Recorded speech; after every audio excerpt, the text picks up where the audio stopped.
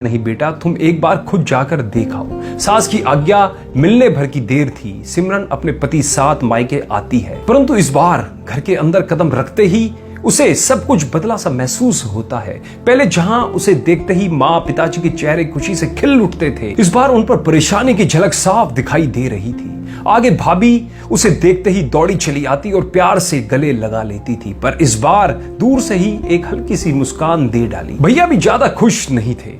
सिमरन ने जैसे तैसे एक रात बिताई, परंतु अगले दिन जैसे ही उसके पति उसे मायके छोड़ वापस गए तो उसने अपनी माँ से बात की तो उन्होंने बताया इस बार बीमारी के चक्कर में भैया का काम बिल्कुल बंद हो गया है, ऊपर से और भी बहुत कुछ हो चला है। बस इसी वजह से तेरे भैया को तेरे घर भी ना भेज सकी। सिमरन बोली, कोई बात नहीं है माँ, ये मुश्किल दिन भी जल्दी निकल जाएगा, आप चिंता ना करो। शाम को भैया भाभी आपस में बात कर रहे थे जो सिमरन ने सुन ली। भैया बोले, पहले ही घर चलना इतना मुश्किल हो रहा था, ऊपर से बेटे की कॉलेज की फीस परसों राखी है, सिमरन को भी कुछ देना पड़ेगा। आगे से भाभी बोली, कोई बात नहीं, आप चिंता ना करो, यह मेरी चूड़ियां बहुत पुरानी हो गई है, इन्हें बेचकर जो पैसे आएंगे उसे सिमरन दीदी को त्योहार भी दे देंगे और कॉलेज की फीस भी भर देंगे। सिमरन को यह सब सुनकर बहुत बुरा लगा।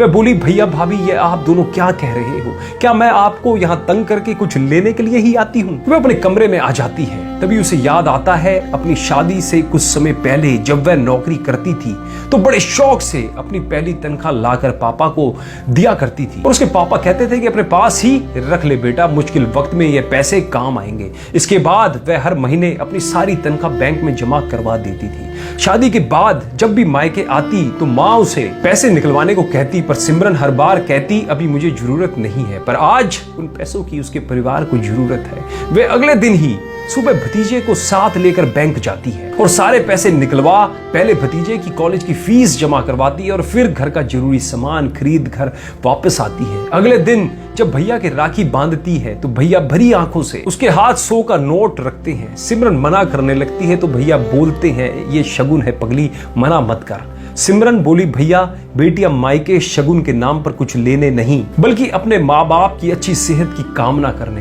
भैया भाभी को माँ बाप की सेवा करते देख ढेरों दुआएं देने, बड़े होते भतीजे भतीजियों की नजर उतारने आती है। जितनी बार मायके की दहलीज पार करती है ईश्वर से उस दहलीज की सलामती की दुआ मांगती है। जब मुझे देख माँ पापा के चेहरे पर रौनक आ जाती है, भाभी दौड़कर गले लगाती है, आप लाड़ लड़ाते हो, मुझे मेरा शगुन मिल जाता है। अगले दिन सिमरन मायके से विदा लेकर ससुराल जाने के लिए जैसे ही दहलीज पार करती है तो भैया का फोन बजता है। उन्हें अपने व्यापार के लिए बहुत बड़ा ऑर्डर मिलता है और वो सोचते हैं सचमुच बहनें कुछ लेने नहीं बल्कि बहुत कुछ देने आती है मायके, और उनकी आंखों से खुशी के आंसू बहने लगते हैं। सचमुच बहन बेटियां मायके कुछ लेने नहीं बल्कि अपनी बेशकीमती दुआएं देने आती है। जब वे घर की दहलीज पार कर अंदर आती है तो बरकत भी अपने आप चली आती है। हर बहन बेटी के दिल की तमन्ना होती है कि उनका मायका हमेशा खुशहाल रहे और तरक्की करे। मायके की खुशहाली देख उनके अंदर एक अलग ही ताकत भर जाती है जिससे ससुराल में आने वाली मुश्किलों का डटकर सामना वह कर पाती है। मेरा ये छोटा सा वीडियो सभी भाई बहनों और बेटियों को समर्पित है और साथ ही एक एहसास दिलाने की कोशिश है कि वह मायके का एक अटूट हिस्सा है। जब मन करे आ सकती है और जब मन करे जा सकती है। उनके लिए घर और दिल के दरवाजे हमेशा खुले रहेंगे। दोस्तों, उम्मीद करता हूँ इस कहानी ने भी आपके दिल को छुआ हुआ। यदि छुआ हो तो अपने सभी दोस्तों के साथ, भाइयों के साथ, रिश्तेदारों के साथ इस कहानी को ज्यादा से ज्यादा शेयर जरूर कीजिएगा।